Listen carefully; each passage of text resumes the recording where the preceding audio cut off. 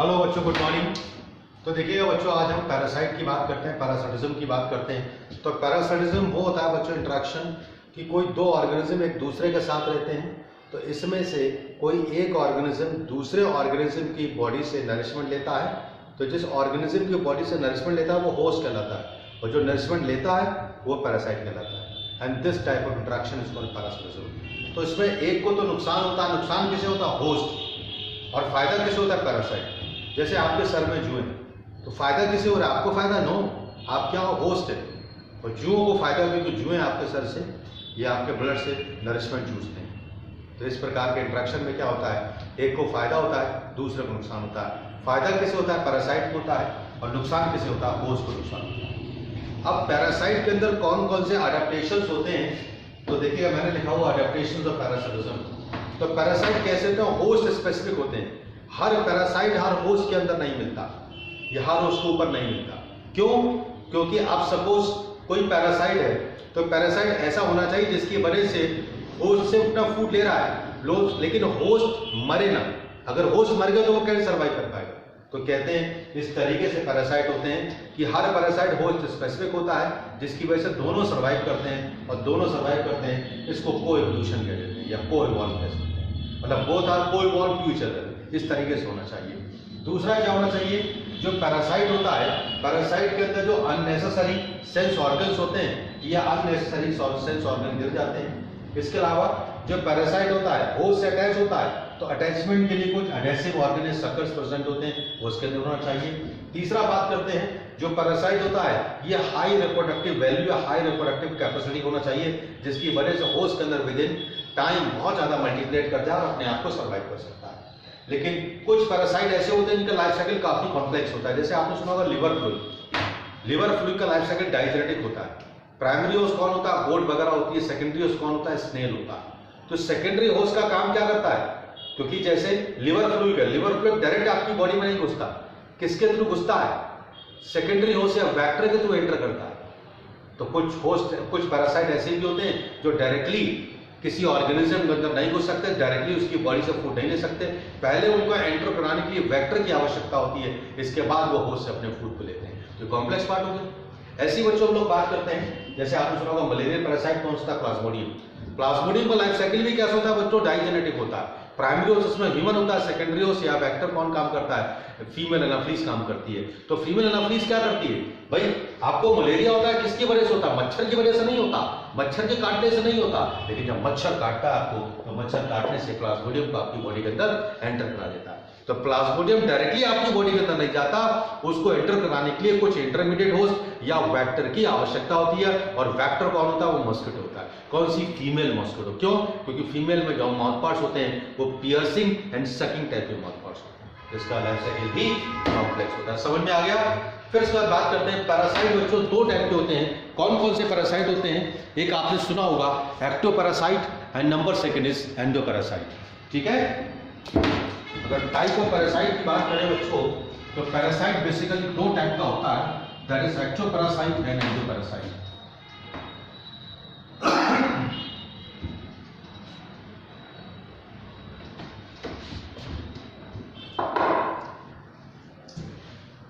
तो देखिएगा बच्चों, एक होता है पहले एक्टोपैरासाइट,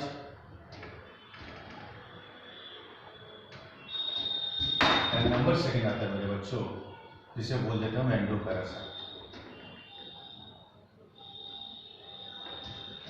एक्टोपैरासाइट एंड एंडोपैरासाइट।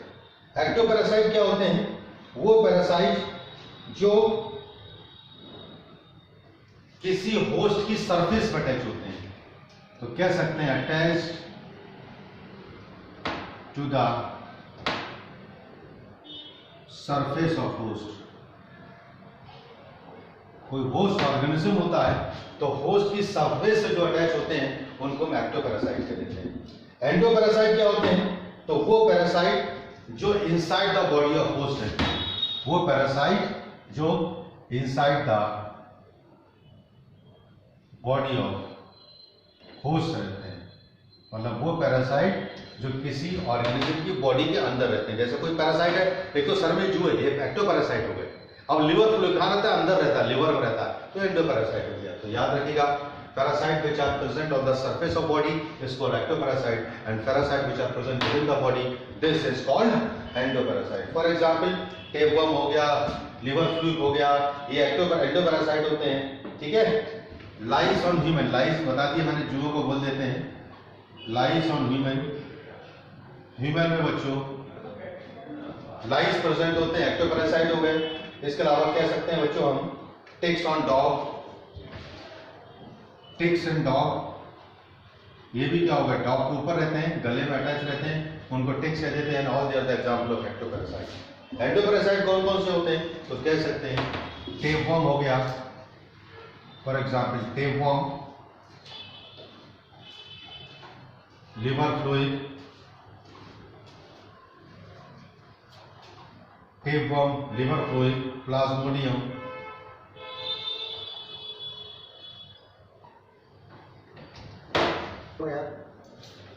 तो बच्चों दो टाइप के पैरासाइट होगा, that is ectoparasite and endoparasite.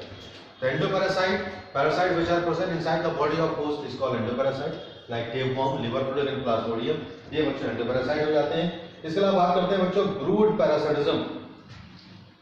Brood parasitism क्या होता है बच्चों, पैरासिटिज्म। तो ब्रूड पैरासिटिज्म बच्चों क्या होता है, तो जैसे आपने सुना होगा एग ऑफ कुकू, कोयल, तो कोयल कभी आपने सुना होगा कोयल कभी अपने घोंसले में, अपने नेस्ट में एग नहीं देती।